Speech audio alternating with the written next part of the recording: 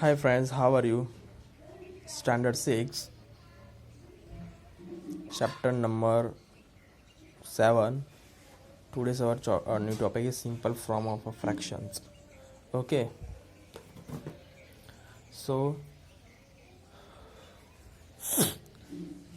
given the fraction 36 by 54, let us try to get an equivalent fraction in which numerator and denominator have no common factor except 1. How do we do it? We see that both 36 and 54 are divisible by 2. 36 by 54. Okay, so 36 by 2, 54 by 2, that is 18 by 27. Okay, but both 28 and 18 and 27 also have common factor other than 1. What is a common factor? That is 1, 3, 9. The highest is 9. Okay, તો એના વડે divide કર્યું છે 18 by 9, 27 by 9, 2 by 3. And now 2 and 3 have no common factor except 1. We say that the fraction 2 by 3 is the simplest form. A fraction is said to be the simplest or lowest form if it is a numerator and denominator have no common factor except 1. Okay, તો હવે શું છે આપણે અહીંયા આપણે જોયું બરાબર છે. તો 18 બાય સૌથી પહેલાં શું હતું કે 36 બાય 54, તો એનો કોમન ફેક્ટર હતો 2. બરાબર છે, 36 ઇન્ટુ 2. બરાબર છે,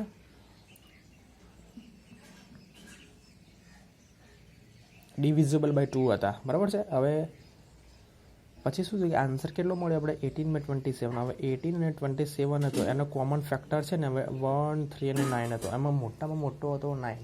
બરાબર છે. અને આ જે 18 અને 27 છે ડિવિઝિબલ બાય 9 છે, એટલે આપણે 9 વડે કર્યું તો ત્યાં વી વિલ ગેટ 2 બાય 3. હવે 2 અને 3 છે એક વગર છે, એમનો કોઈ પણ સિમ્પલ ફ્રેક્શન નથી. બરાબર છે, એટલે આપણે એને આ શું કહી શકીએ છે, એને આપણે અપૂર્ણાંક કે અતિ સંક્ષિપ્ત અથવા સ્વરૂપમાં હોય ત્યારે તેના અંશ અને છેદમાં એક સિવાય અન્ય બીજો કોઈ અવયવ ના હોય ને એને આપણે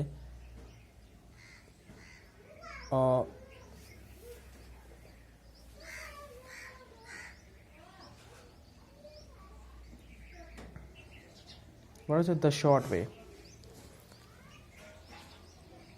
The short way to find the equivalent fraction in the simplest form is to be find HCF of numerator and denominator and the divided both of them by HCF. Okay, સરળ સ્વરૂપમાં સમઅપૂર્ણાંક શોધવાનો ટૂંકો રસ્તો હોય છે કે આપેલા અપૂર્ણાંકોનો અંશ અને છેદનો ગુસા શોધવો હોય તો અંશ અને છેદનો બંને ગુસાનો આપણે ભાગાકાર કરવો પડે છે. બરાબર છે.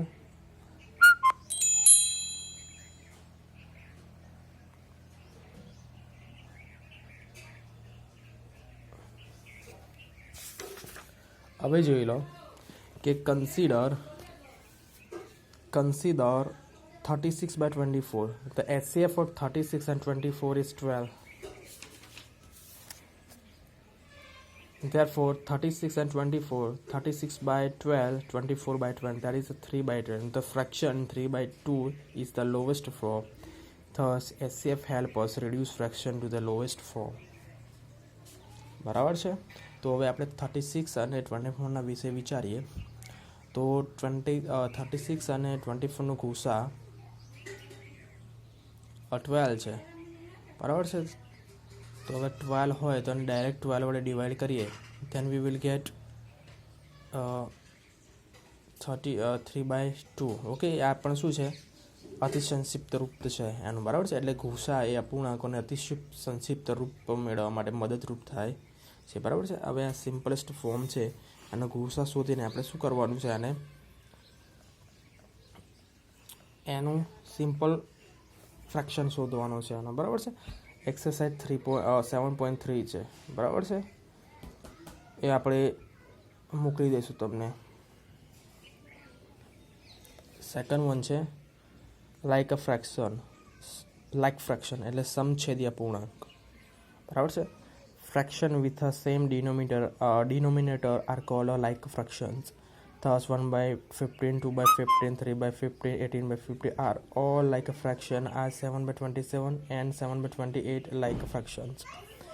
Their denominator are different, therefore they are not fractions. They are called unlike fraction. Write a 5 pair of like fraction and 5 pair of unlike fractions. Okay. હવે શું છે, આ તમે જોઈ શકો છો કે બધાના ડિનોમિનેટરમાં છે ને 15 છે બરાબર છે. તો એટલે શું છે, આ બધા લાઇક ફ્રેક્શન છે, સમછેદી અપૂર્ણાંક છે. અને અહીંયા તમે જોઈ શકો છો 7/27, 8/28 આ શું છે, અનલાઇક ફ્રેક્શન એટલે વિષમછેદી. આમનો જે છેદ છે ડિનોમિનેટર છે એ ઇક્વલ નથી.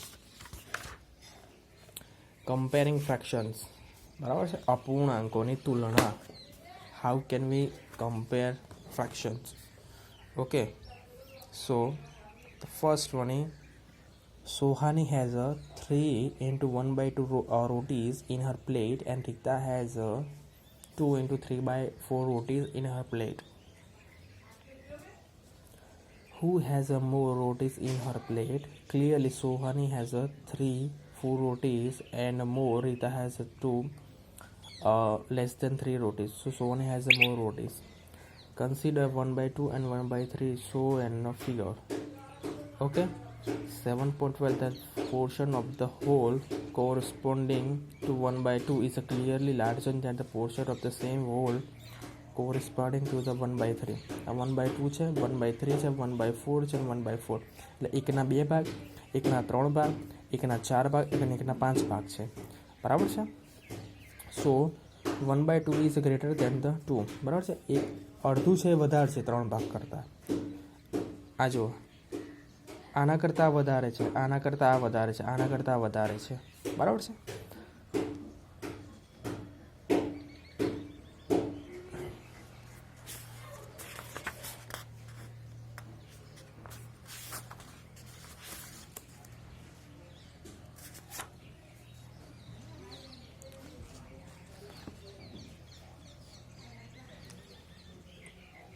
Comparing like fractions. A like fraction are the fraction with the same denominator. Which of these are like fraction? 2/5, 3/4, 1/5, 7/2, 3/5, 4/5, 4/7.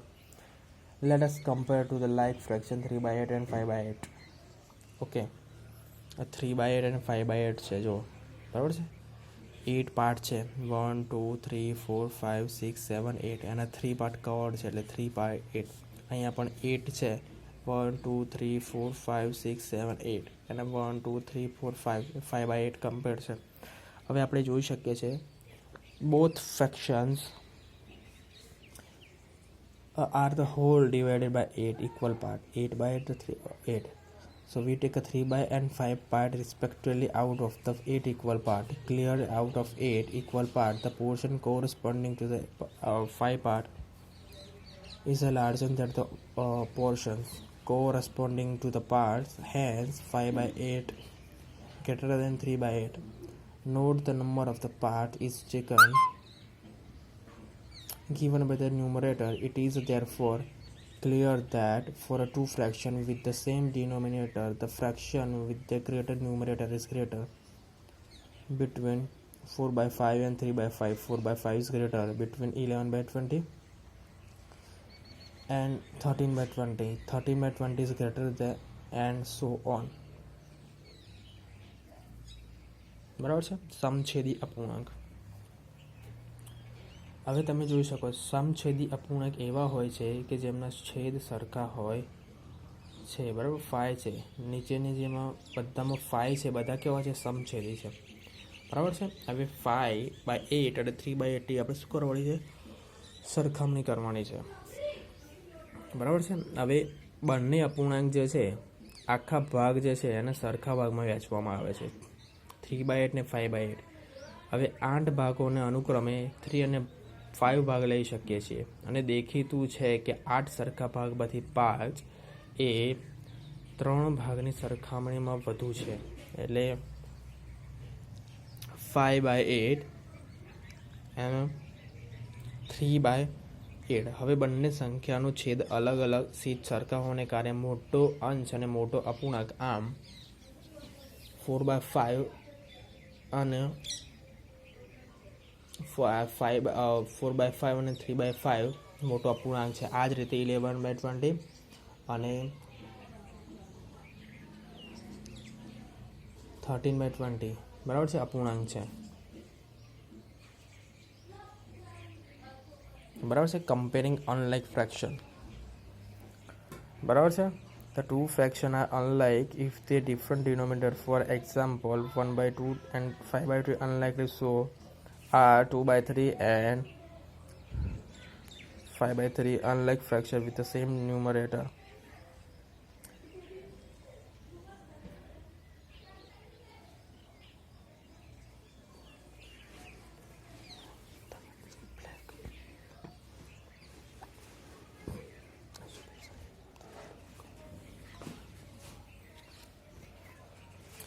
Consider the pair of unlike fraction 1/3 and 1/5 in which numerator is the same. Which is greater, 1/3 or 1/5? 1/3 and 1/5 બરાબર છે. હવે શું છે,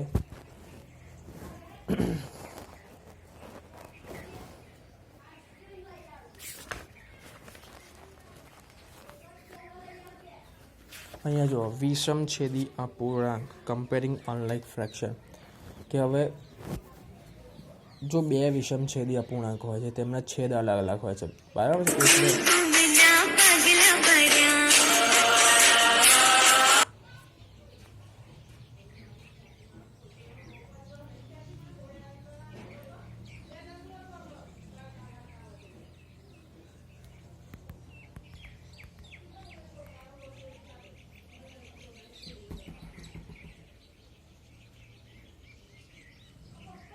like fraction.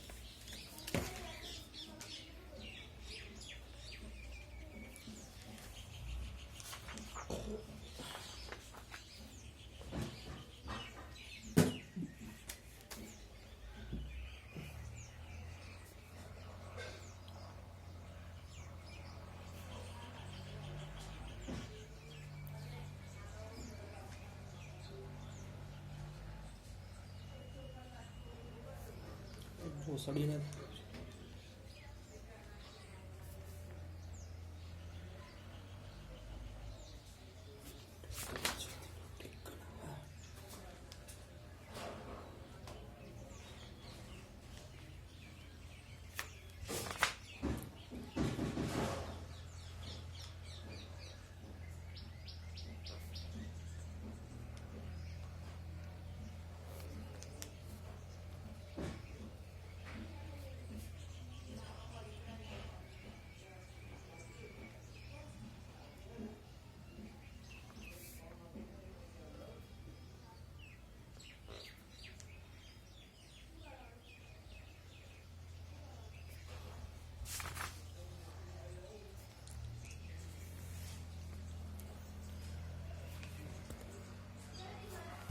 घूमता घूमता घूमता जाए